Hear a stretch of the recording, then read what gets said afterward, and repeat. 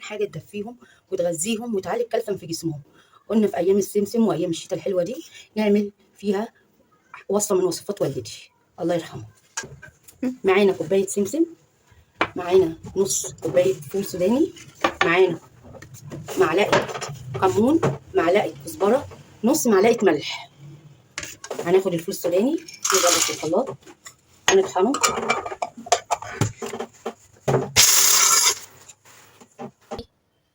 رجعنا لكم بعد ما طحنا الفول السوداني. نحط المكونات. ادي معلقه فلفل اسود،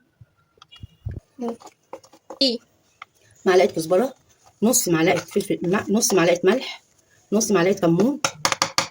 واللي عايز يزود الكمون ممكن تحط معلقه، مفيش مشكله مش هتأثر. نحط كوبايه السمسم ونقلبهم ونخلطهم كلهم مع بعض بالشكل ده.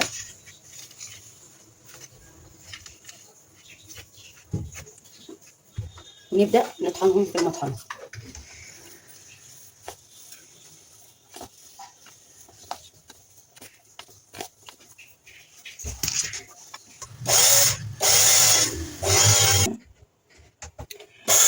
اللي محتاج يزود ملح يحط الملح، واللي محتاج يحط شطه يا جماعه يحط براحته.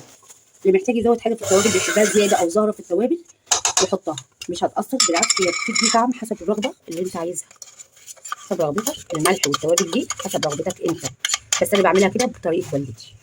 رجعنا لكم بعد ما ضربناهم وخلطناهم في الخلاط. نبتدي نضرب ونقلبهم كويس مع بعض. اللي عجبه الفيديو يا جماعه يدعوا لوالدتي بالرحمه. اتمنى ان يكون عجبكم.